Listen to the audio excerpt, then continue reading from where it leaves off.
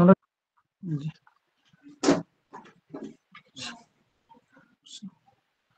ইন্নাল হামদুলিল্লাহি ওয়াহদা ওয়াসসালাতু ওয়াসসালামু আলা মান লা নাবিয়্যা বা'দা আম্মা বা'দ। আমরা গতদিন শেষ করছিলাম সম্ভবত নাসিখ মানসুখ দিয়ে শেষ করছিলাম। আজকে হচ্ছে আল আখবার এই অধ্যায় হবে। সবচেয়ে বিষয় হচ্ছে আজকে আল আখবার অধ্যায়টা মূলত উসুলে হাদিসের অধ্যায়। মূলত এটা হচ্ছে উসুলে হাদিসের অধ্যায়। এর বিশেষ কিছু কয়েকটা পয়েন্টের কারণে এই ইয়েতে উসুলে ফিকের মধ্যে নিয়ে আসা হয়েছে। তাছাড়া মূলত এটা হচ্ছে উসুলে হাদিসের অধ্যায়। এখানে বেশিরভাগ জিনিস উসুলে হাদিস সম্পর্কে আর কি বলা হবে। খবরটাকে আমরা জানি যে উসুলে হাদিসের মধ্যে আমরা পড়ছিলাম খবর এবং হাদিস একই জিনিস। কেউ কেউ বলছেন খবর এবং হাদিস একই জিনিস, একই অর্থবোধক। সেই দৃষ্টিকোণ থেকে লেখক এখানে খবরের সংজ্ঞা দিবেন হচ্ছে হাদিসের সংজ্ঞা যা ছিল তাই, একদম হুবহু হাদিসের সংজ্ঞা দিবেন। এবং সেই আলোকে তার মানে সেইটার সংজ্ঞার ভিত্তিতে উসুলে ফিকহের আলোকে কিছুটা ব্যাখ্যা করবেন। আর এর আগে পরে প্রকারভেদ গুলা উসুলে হাদিসের সাথে সংশ্লিষ্ট। আমরা দেখি ইনি কি বলছেন লেখক এখানে। খবরের সংজ্ঞা দিচ্ছেন প্রথমে। খবর শব্দের আবিধানিক অর্থ হচ্ছে সংবাদ দেওয়া। আমরা জানি আল খবরুল লুগাতান নাবাউ, সংবাদ দেওয়া। ইসতিলাহান পারিভাষিক সংজ্ঞা একেবারে উসুলে হাদিসের সংজ্ঞা যেটা আছে সেটাই দিছে। মা উযিফা ইলা নবী সাল্লাল্লাহু আলাইহি ওয়াসাল্লাম মিন কাউলিন আও ফি'লিন আও তাকরিরিন আও ওয়াসফিন। আমরা ওখানে অনেক জায়গায় পড়ছি ওয়াসফিন খালকিয়িন আও খুলুকিয়িন, এখানে সেটা দেওয়া নাই, ওয়াসফিন পর্যন্ত দেওয়া আছে। অর্থাৎ রাসূলুল্লাহ সাল্লাল্লাহু আলাইহি ওয়াসাল্লামের কথা, কাজ, অনুমোদন বা মৌন সম্মতি এবং গুণাগুণ, এইগুলার সাথে সম্পৃক্ত বিষয়গুলাকে বলা হয় হচ্ছে খবর এইখানের পরিভাষায়। অর্থাৎ যেটাই হাদিস সেটাই খবর এখানকার পরিভাষায়। এখন উসুলে হাদিসের সাথে সম্পর্ক কি, উসুলে ফিকহের সাথে সম্পর্ক কি? উসুলে ফিকহের সাথে সম্পর্ক আছে একটু, সেটা তার মধ্যে একটা হচ্ছে এখানে যেমন এখানে একটা হচ্ছে মা উযিফা ইলা নবী সাল্লাল্লাহু আলাইহি ওয়াসাল্লাম মিন কাউলিন, রাসূলুল্লাহ সাল্লাল্লাহু আলাইহি ওয়াসাল্লামের কথা, তারপরে হচ্ছে কাজ, মৌন সম্মতি অথবা সিফাত, গুণ। এখন উসুলে ফিকের সাথে সম্পর্ক কি? উসুলে ফিকের সাথে সম্পর্ক হচ্ছে রাসূলুল্লাহ সাল্লাল্লাহু আলাইহি ওয়াসাল্লামের কথামূলক যে কোনো যে কথাগুলা, এগুলার হুকুম কি হবে। রাসূলুল্লাহ সাল্লাল্লাহু আলাইহি ওয়াসাল্লামের কাজগুলা সাধারণ মানুষের জন্য হুকুম কি। রাসূলুল্লাহ সাল্লাল্লাহু আলাইহি ওয়াসাল্লামের মৌন সম্মতি সাধারণ মানুষের জন্য হুকুম কি। ওয়াজিব, ফরজ, তারপরে হচ্ছে মুবাহ, মাকরুহ, হারাম কোনটা, মানদুব কোনটা, এই সমস্ত বিষয়গুলো আলোচনা করা হবে। এই জন্য উসুলে ফিকহের মধ্যে নিয়ে আসা হয়েছে। যাই হোক, আর বিষয় হচ্ছে যে এখানে আমরা আরেকটা জিনিস দেখতে পাচ্ছি যে রাসূলুল্লাহ সাল্লাল্লাহু আলাইহি ওয়াসাল্লামের কথা, কাজ, মৌন সম্মতি এবং সিফাত, এর মধ্যে আমরা ইতিপূর্বে রসুলের কথা সম্পর্কে অনেক কিছু পড়ে আসছি, কৌল সম্পর্কে অনেক কিছু পড়ে আসছি। যদি এই হয়, কোনো বিষয় আমর হয় নাহি হয়, এগুলো সব কৌল। আমর নাহি কি কৌল না? আখবার, এগুলো সব কৌল।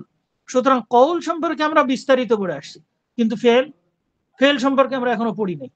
এই জন্যই এই অধ্যায়ে এই জিনিসটা নিয়ে আসা, যে রাসূলুল্লাহ সাল্লাল্লাহু আলাইহি ওয়াসাল্লামের ফেল যদি হয়, মৌন সম্মতি যদি হয়, সেটা তখন কিসের হুকুম রাখবে।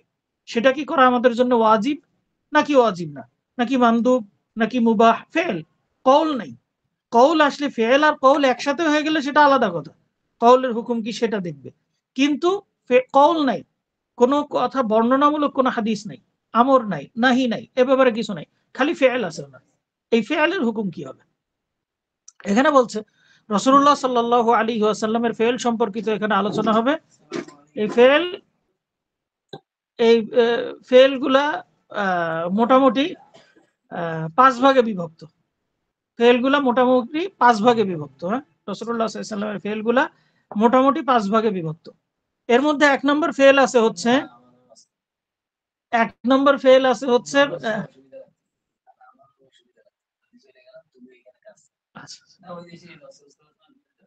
আচ্ছা, ফেলগুলোর মধ্যে 1 নম্বর হচ্ছে এমন কিছু কর্ম রাসূলুল্লাহ সাল্লাল্লাহু আলাইহি ওয়াসাল্লাম যেগুলা প্রাকৃতিক চাহিদা অনুসারে রাসূলুল্লাহ সাল্লাল্লাহু আলাইহি ওয়াসাল্লাম করছেন। যেমন কি, রাসূলুল্লাহ সাল্লাল্লাহু আলাইহি ওয়াসাল্লাম খাওয়া দাওয়া করছেন, পানি পান করছেন, অন্যান্য জিনিস করছেন, এগুলো হচ্ছে কি ফেল, কিন্তু প্রাকৃতিক চাহিদা অনুসারে। এই জাতীয় কর্মগুলাকে আমরা কোন স্তরে নেব? আমরা কি এটাকে ওয়াজিবের পর্যায়ে নেব, নাকি সুন্নাত, নাকি মুবাহ, নাকি মাকরুহ, নাকি মানদুব, কোন পর্যায়ে নেব? সেটা হচ্ছে উসুলে ফিকহের সাথে সংশ্লিষ্ট।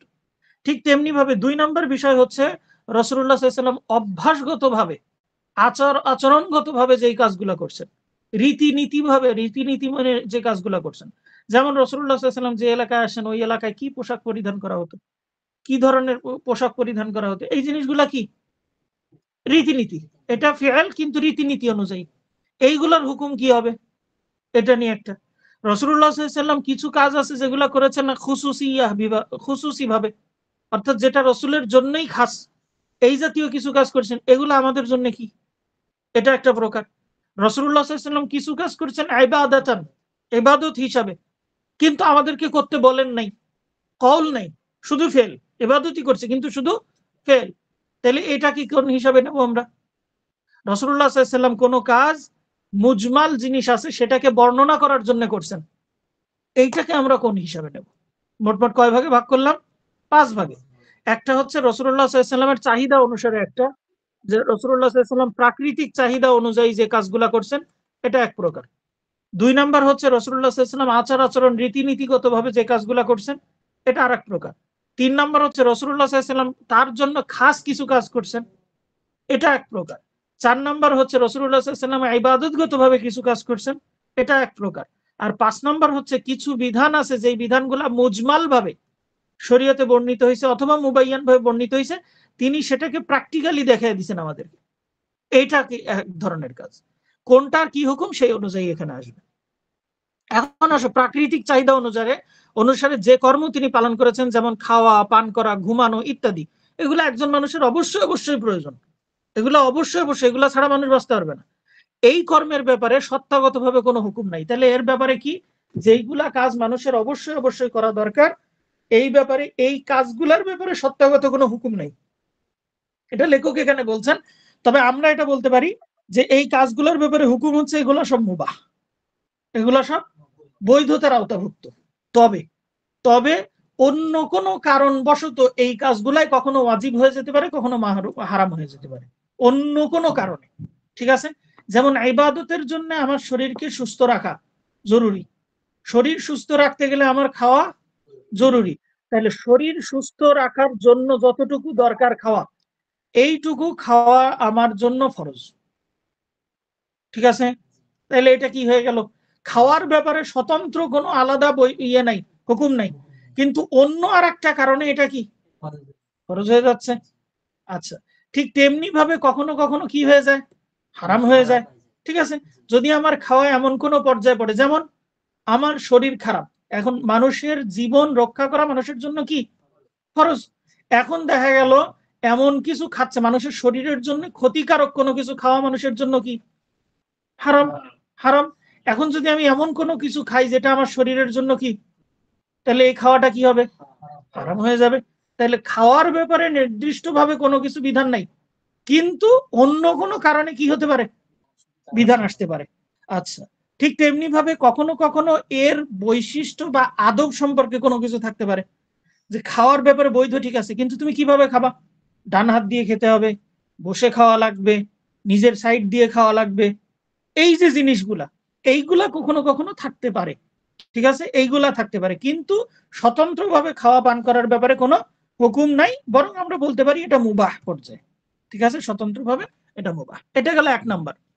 2 নাম্বার, অভ্যাসগতভাবে তিনি যা করেছেন, যেমন কি পোশাকের বৈশিষ্ট্য, পোশাক পরতে হবে এটা আবশ্যক, ঠিক আছে, কিন্তু কেমন পোশাক পরা লাগবে, এটা তৎকালীন রীতিনীতি যেমন ছিল, তৎকালীন আরব সমাজ যেভাবে পড়তো, তৎকালীন লোকেরা যেভাবে পড়তো, এটা কি রীতিনীতি, একটা রীতি, সেই হিসাবে এই সত্তাগুলাও কি, এইগুলা ওই দৃষ্টিকোণ থেকে এগুলাও কিসের পর্যায়ে, মুবাহ, বৈধর পর্যায়ে।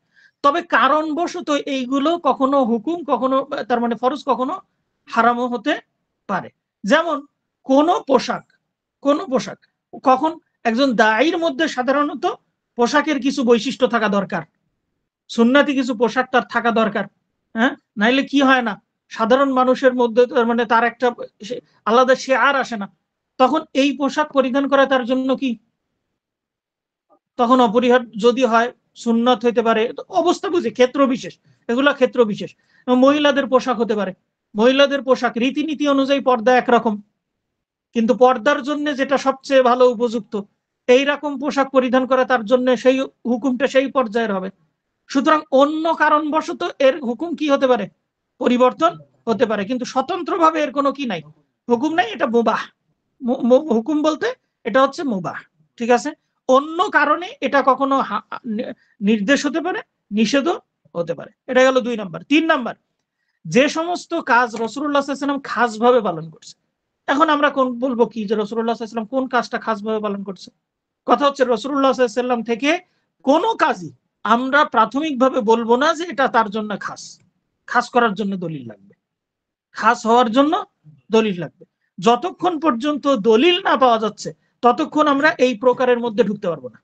এই প্রকারটা কেবলমাত্র রসুলের জন্য খাস, এই দলিল থাকলে সেটা হচ্ছে এই প্রকারের মধ্যে ঢুকবে। যেমন কি সওমে বিসাল, আমরা জানি রাসূলুল্লাহ সাল্লাল্লাহু আলাইহি ওয়াসাল্লামের সওমে বিসাল রাখতে পারতেন, মানে কি ইফতার, বিদুনি ইফতার, একাধারে রোজা রাখতে পারতেন।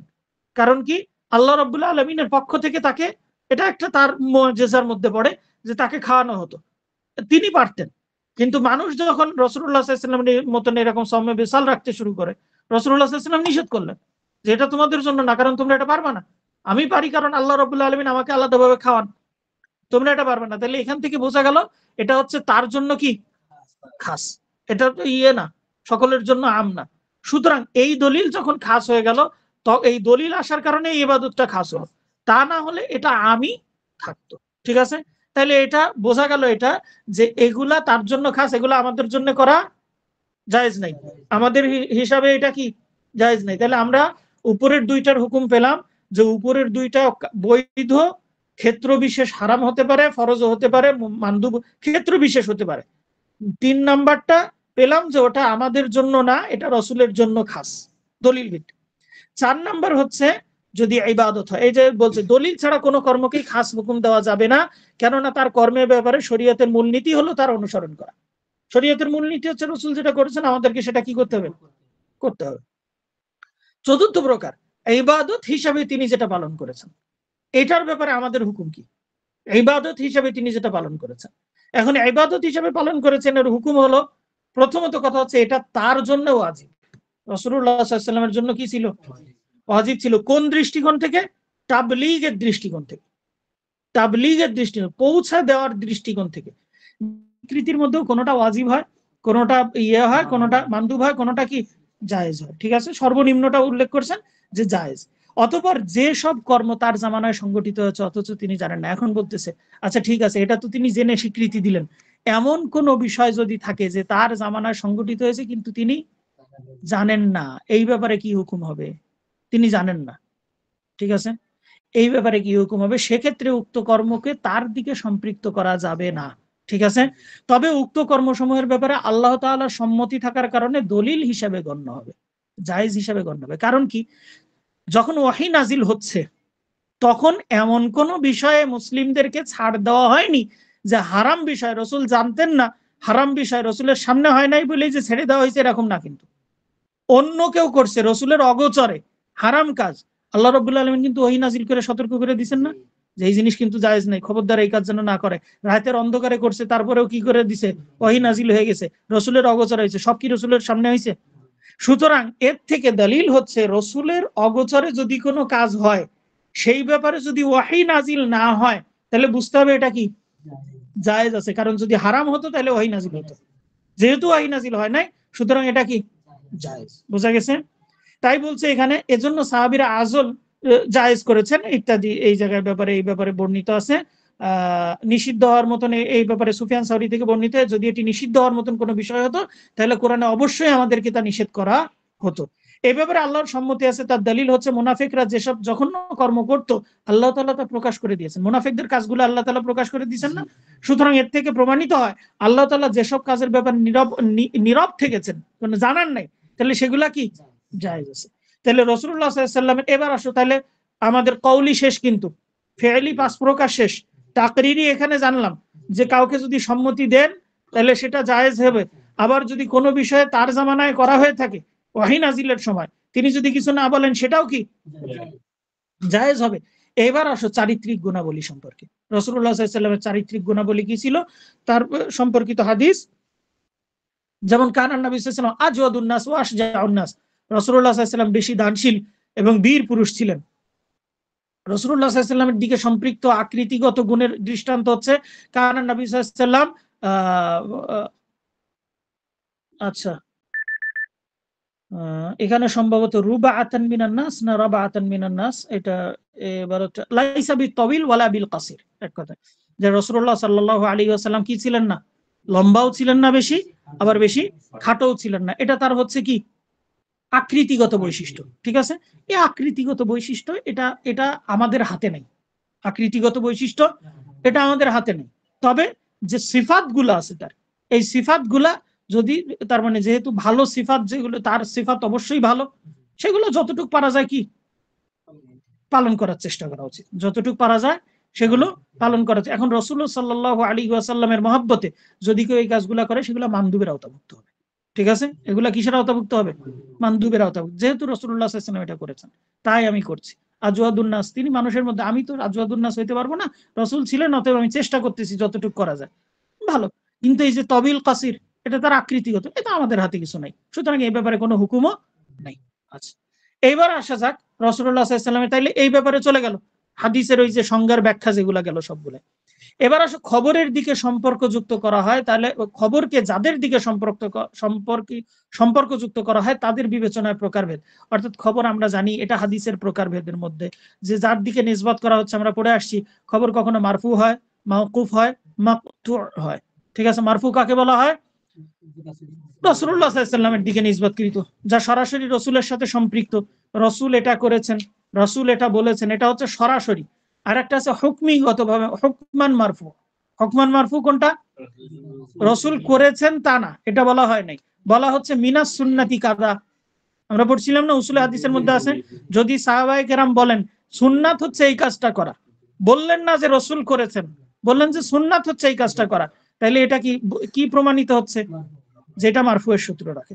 তাহলে মারফু দুই ধরনের, একটা হচ্ছে মারফু সরাসরি, আর একটা হচ্ছে মারফু বিধানগত হুকমান। সরাসরি হচ্ছে যেখানে বলা হচ্ছে রসুল এই কাজ করেছেন, রসুল এই কাজ বলেছেন, রসুল এই কাজ তার সম্মতি দিয়েছেন ইত্যাদি, এটা হচ্ছে কি সরাসরি। আর হুকমান কোনটা? যেটা সাহাবায়ে কেরাম বলছেন যে সুন্নাতের অন্তর্ভুক্ত এই কাজ, এই কাজ তার মানে মিনাস সুন্নাতি কাজা আছে, এটা হচ্ছে মারফু হুকমান। তাই এখানে বলছে যে খবরকে বাস্তবিকভাবে অথবা বিধানগতভাবে, বাস্তবিকভাবে মানে সরাসরি, হ্যাঁ, আর বিধানগতভাবে রাসূলুল্লাহ সাল্লাল্লাহু আলাইহি ওয়াসাল্লামের দিকে সম্পর্কযুক্ত করা হয় তাকে মারফু বলে। বাস্তবিকভাবে মারফু হলো রাসূলুল্লাহ সাল্লাল্লাহু আলাইহি ওয়াসাল্লামের কথা, কাজ ও তার অনুমোদন, যেটা আমরা পড়ে আসলাম এতক্ষণ। আর বিধানগতভাবে মারফু হচ্ছে যে কর্মকে তার সুন্নাতের দিকে অথবা তার জামানার দিকে সংযুক্ত করা হয়, সেগুলোকে সরাসরি তার সম্পৃক্ততার উপর প্রমাণ করা যাবে না। ঠিক আছে, যে মিনাস সুন্নাতি কাজা, অথবা রসুলের জামানায় এই কাজ করা হতো। ঠিক আছে, তাহলে এর থেকে বোঝা যায় কি এটা মারফু, কারণ তিনি জানতেন, তিনি জেনে শুনে কিছু বলেন নাই, মারফু এর আওতাভুক্ত হয়। আচ্ছা, এর অন্যতম হলো সাহাবীদের এরকম বলা, আমাদের আদেশ করা বা নিষেধ করা, যে আমাদেরকে এই আদেশ করা হয়েছে, উমির নাবি কাদা নহিনা আন কাদা। ঠিক আছে, আমাদেরকে এই কাজের আদেশ দেওয়া হয়েছে, আমাদেরকে এই কাজ থেকে নিষেধ করা হয়েছে, এগুলা সব হুকমান মারফু এর হুকুম রাখে। মারফু হচ্ছে যেটা রাসূলুল্লাহ সাল্লাল্লাহু আলাইহি ওয়াসাল্লাম পর্যন্ত আছে। যেমন আব্দুল্লাহ ইবনে আব্বাস রাদিয়াল্লাহু তাআলা আনহু তিনি বলছেন যে লোকদেরকে আদেশ দেওয়া হয় যে হজ্জে তাদের শেষ কর্ম যেন তাওয়াফ হয়। ঠিক আছে, যে উমিরান নাস ওয়া ইয়াকুনা আখিরা আহদিহিম বিল বাইতি ইল্লা আন্নাহু খুফিফা আনিল হায়দ। তবে হায়েজগ্রস্ত মহিলার ব্যাপারে কি দেওয়া হয়েছে? ছাড় দেওয়া হয়েছে এই বিধানটা। অনুরূপভাবে উম্মে আতিয়ার উদাহরণ একটা দিয়েছে এখানে। যাই হোক, এরপরে আসে মাওকুফ। মাওকুফ কাকে বলা হয়? সাহাবীদের কথা, সাহাবীদের কথা। এইখানে কিছু উসুলে ফিকহের কথা আসবে, যে সাহাবীদের কথা এটা হুজ্জাত কিনা, এটা আমাদের জন্য দলিল কিনা, এর হুকুম কি আমাদের জন্য, সাহাবীদের কথা যদি হয়। ঠিক আছে, তাই বলতেছে মাওকুফ, যে হাদিস সাহাবীদের দিকে সম্পৃক্ত করা হয় এবং মারফু এর হুকুম সাব্যস্ত হয় না, তাকে হচ্ছে মাওকুফ বলা হয়। এটি অগ্রগণ্য মতানুসারে দলিল হিসাবে বিবেচিত হবে। সাহাবীদের কথা দলিল কি দলিল না? হচ্ছে বিশুদ্ধ মত হচ্ছে কি এটা দলিল। তবে যদি সাহাবীদের কথা কোরআন সুন্নাহর দলিলের বিপরীত হয়, দলিলের বিপরীত হয়, হতে পারে অজ্ঞতাবশত তিনি না জেনে বিপরীত বলে দিচ্ছেন, সেক্ষেত্রে কোনটা প্রাধান্য পাবে? কোরআন আর হাদিস, অবশ্যই। ঠিক আছে, আবার এখন যদি সাহাবীদের মাঝে কোনো কথা নিয়ে বিরোধ দেখা দেয়, দুইজন সাহাবী দুই রকমের উক্তি দিচ্ছেন, তখন কি হবে? বলছে কোরআন হাদিসের স্পষ্ট বর্ণনা গ্রহণ করা হবে। আর সাহাবীদের বক্তব্যের মাঝে সাথে বিরোধপূর্ণ হলে যেই মতটি বেশি অগ্রাধিকার দেওয়া যাবে দলিলের উপর ভিত্তি করে, সেটাকে আমল করতে হবে। ঠিক আছে, যদি সাহাবীদের মধ্যে বিভেদ দেখা দেয়, যেটা অগ্রাধিকার যেটা পাবে সেটাকে কি করতে হবে, আমল করতে হবে। ঠিক আছে, তাহলে এটা সাহাবীদের কথা গেল। তাহলে মারফু হাদিসের হুকুম পাইলাম, মাওকুফ হাদিসের হুকুম পাইলাম। এখন বলছে সাহাবী কারা। সাহাবী কারা? রাসূলুল্লাহ সাল্লাল্লাহু আলাইহি সাল্লামের উপর ঈমান নিয়ে, যারা রাসূলুল্লাহ সাল্লাল্লাহু আলাইহি সাল্লামের উপর ঈমান নিয়েছেন রাসূলের জীবদ্দশায়, রাসূলুল্লাহ সাল্লাল্লাহু আলাইহি সাল্লামের সাথে সাক্ষাৎ হয়েছে ঈমানের সাথে, এবং ওই অবস্থার উপর মৃত্যুবরণ করেছে, তাদেরকে কি বলা হয়? সাহাবী বলা হয়। এরপরে মাকতু, যে হাদিস তাবেঈ তার পরবর্তী কোনো ব্যক্তির দিকে সম্পৃক্ত করা হয় তাকে কি বলা হয়? মাকতু হাদিস বলা হয়। তাবেঈ বা ওই ব্যক্তি যিনি রাসূলুল্লাহ সাল্লাল্লাহু আলাইহি সাল্লামের প্রতি বিশ্বাসী অবস্থায় সাহাবীদের সাথে মিলিত হয়েছেন। তাবেঈ কাকে বলা হয়? সাহাবীদের সাথে যাদের সাক্ষাৎ ঘটছে এবং এই অবস্থার উপরই মৃত্যুবরণও করেছেন। সনদের দিক দিয়ে হাদিসের প্রকারভেদ। এবার আসো, সনদের দিক দিয়ে হাদিস কয় প্রকার? হাদিস দুই প্রকার, মুতাওয়াতির এবং আহাদ। মুতাওয়াতির কাকে বলা হয়? যে হাদিস এত বিপুল সংখ্যক রাবী বর্ণনা করেছেন যা মিথ্যা উপরে একমত হওয়া, সবাই মিথ্যার উপরে একমত হওয়াটা অসম্ভব মনে হবে এই হাদিস। আর এটি ইন্দ্রিয় গ্রাহ্য হবে, অর্থাৎ সরাসরি চোখে দেখেছে, নয় কানে শুনেছে, ঠিক আছে, এই জাতীয় কিছু হবে। এই জাতীয় হাদিসকে কি বলা হয়? মুতাওয়াতির। যেমন মান কাযাবা আলাইয়া মুতাআম্মিদান ফালিয়াতাবাওয়া মাকআদাহু মিনান নার, এই হাদিস একেবারে বহুত সাহাবী থেকে বর্ণিত। ঠিক আছে, আর আহাদ কাকে বলা হয়? আহাদ হচ্ছে মুতাওয়াতির ছাড়া বাকি সবই কি আহাদ। আচ্ছা, মর্যাদাগত দিক দিয়ে এবার হাদিস তিন প্রকার মাকবুল মারদুদের দিক দিয়ে। একটা হচ্ছে সহিহ, হাসান আর দাঈফ। ঠিক আছে, এখানে লেখক দুই প্রকারে শেষ করে দিয়েছে। আমরা জানি যে চার প্রকার, সহিহ আবার চার প্রকার, সহিহ লিযাতি, সহিহ লিগাইরি, হাসান লিযাতি, হাসান লিগাইরিহি। এখানে লেখক দুই প্রকার বলছেন, একটা হচ্ছে সহিহ আর একটা হচ্ছে হাসান আর একটা হচ্ছে দাঈফ। ঠিক আছে, যেটা বাদ। সহিহ হচ্ছে যে হাদিস ন্যায়নিষ্ঠ, পূর্ণ স্মৃতি শক্তি সম্পন্ন রাবী অবিচ্ছিন্ন সনদে বর্ণনা করেন এবং যা সাজ ও হাদিসের বিশুদ্ধতা নষ্টকারী গোপন সূক্ষ্ম দোষ ত্রুটি থেকে মুক্ত। সহিহ যে আমরা সংজ্ঞা পড়ছি, মা ইত্তাসালা মা নাকালা আদলুন তাম্মুদ দাবতি আন মিসলিহি মুত্তাসিলুস সানাদ আন মিসলিহি, তারপরে হচ্ছে ইলা মুনতাহাহু মিন গায়রি শুযুদিন ওয়ালা ইল্লাহ। ঠিক আছে, এই যে সংজ্ঞা সহিহ হাদিসের সংজ্ঞা, এই সংজ্ঞা অনুযায়ী এটাকে বলা হয় সহিহ। আচ্ছা, এরপরে হাসান কাকে বলা হয়?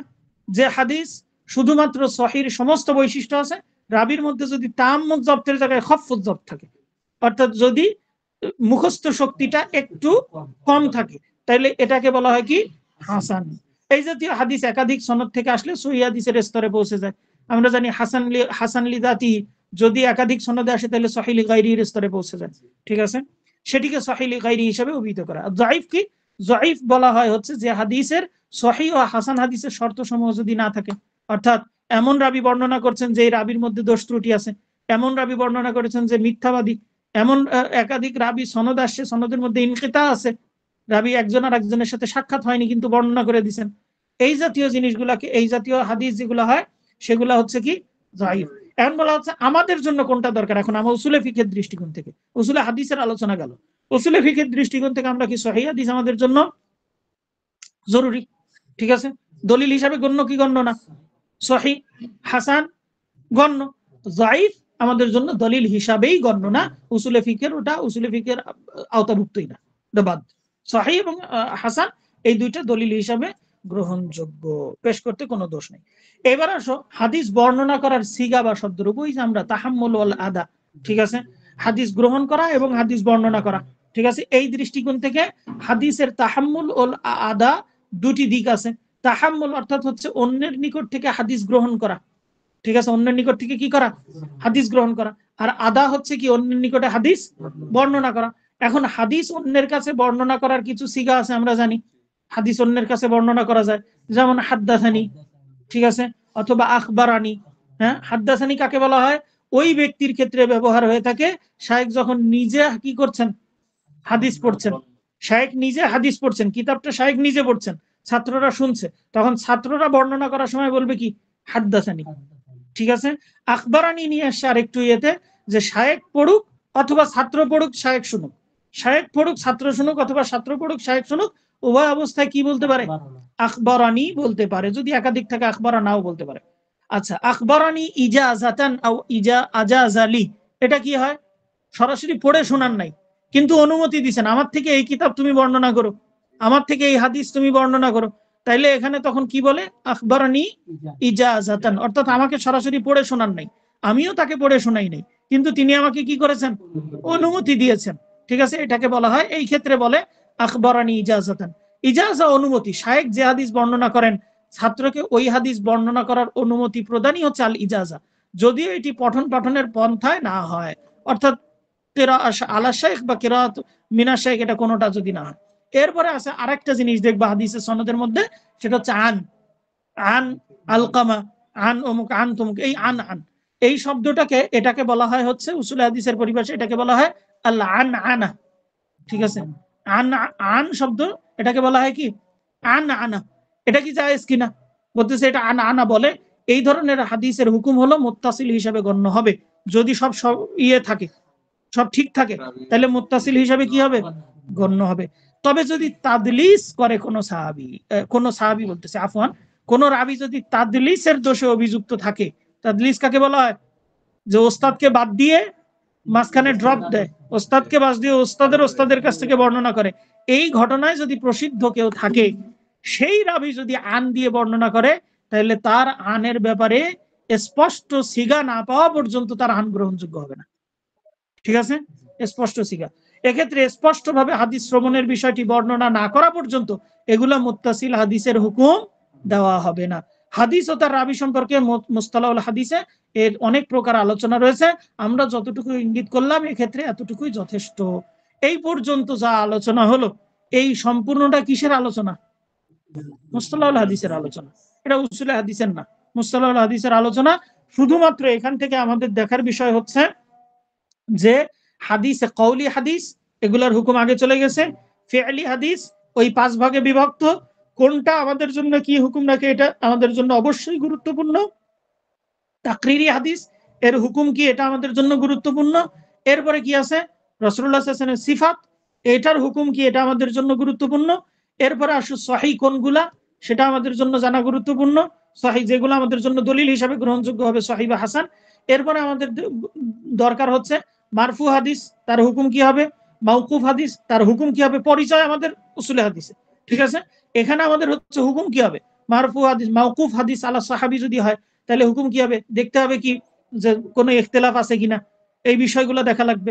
তারপরে মাকতু আলা তাবেঈ যদি হয়, অথবা তাবেঈ এর পরবর্তী যদি হয়, তার হুকুম কি হবে, এই বিষয়গুলো হচ্ছে আমাদের জন্য জরুরি উসুলে ফিকহের দৃষ্টিকোণ থেকে। উসুলে হাদিসে বাদ বাকি বিস্তারিত উসুলে হাদিসের মধ্যে পাওয়া যাবে। ঠিক আছে, ক্লিয়ার? আচ্ছা, এর মাধ্যমে আমাদের আল আখবার শেষ হয়ে গেল। এবার ইজমা, আল ইজমা আছে, এরপরে কিয়াস আছে, তারপরে তাআরুজ আছে, দিয়ে আমরা একদম শেষ পর্যায়ে চলে আসি বইয়ের। হ্যাঁ, ইজমা কি আজকে যাবে আমাদের?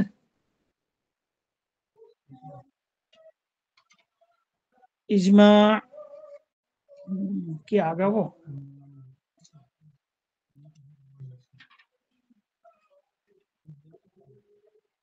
তাহলে কি ইজমাটা থাকবে?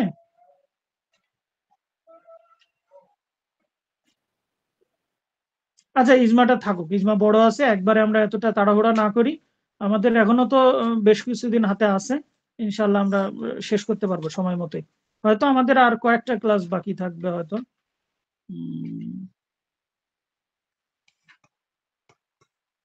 আমাদের হচ্ছে ইজমা যদি যায়, এরপরে কিয়াস, তারপরে তাআরুদ, তারতিব বাইনাল আদিল্লাহ, মুফতি ওয়াল মুস্তাফতি, ইজতিহাদ, তাকলিদ, ইজতিহাদ, তাকলিদ পর্যন্ত।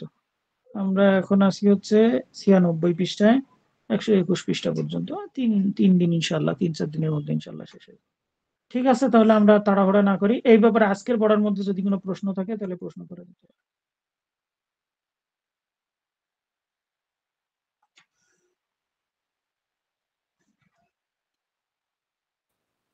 শেখ, মেসেজে একটা প্রশ্ন আসছে।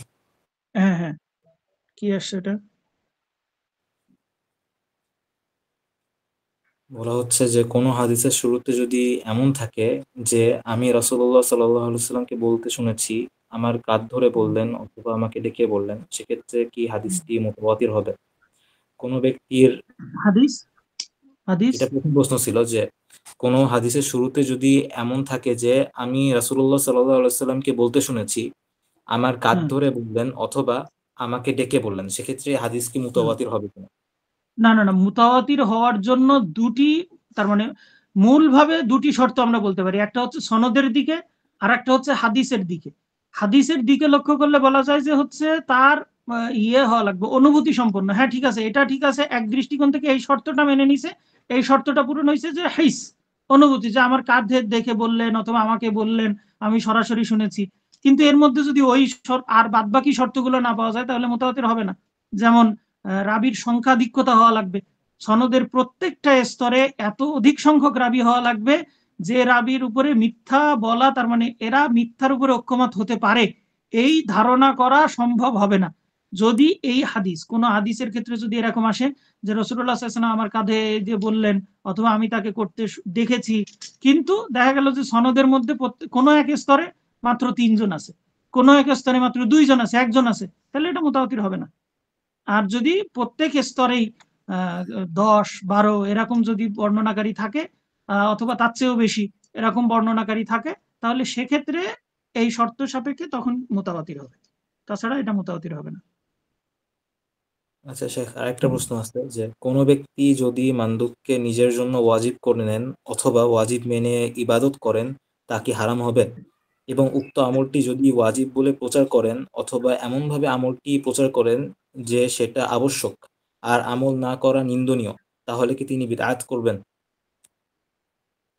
আচ্ছা, এটা মানদুবকে, যদি মানদুব হয়, কাজটা যদি মানদুব হয়, তাহলে করাটা হারাম হবে না আশা করি। কাজটা যদি মানদুব হয় তাহলে সেটা ওয়াজিব মনে করে করলেও সেটা হারাম হবে না আশা করি ইনশাল্লাহ।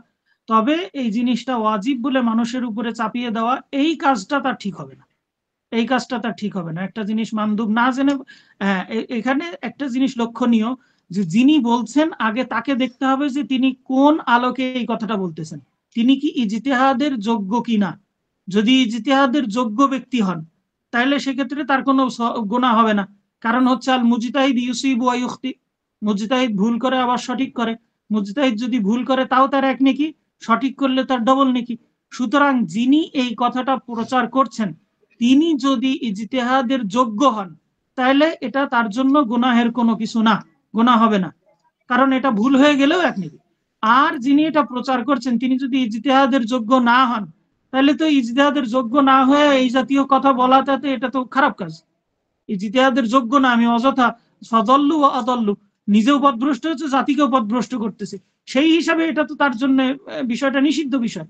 সুতরাং এটা খুব মারাত্মক বিষয় যে ইজতিহাদের যোগ্য না হয়ে ফতোয়া দেওয়া, এটা উচিত না, সেই দৃষ্টিকোণ থেকে এটা হারামের মধ্যে পড়ে যেতে পারে। আর যদি মুজতাহিদ হন তাহলে তিনি ভুল করলেও এক নেকি, সেটা সমস্যা নেই। আচ্ছা শেখ, জাযাকাল্লাহ খাইর। তাহলে আমরা শেষ করতে পারি নাকি? জাযাকাল্লাহ খাইর। আসসালামু আলাইকুম ওয়া রাহমাতুল্লাহ। ওয়ালাইকুম আসসালাম।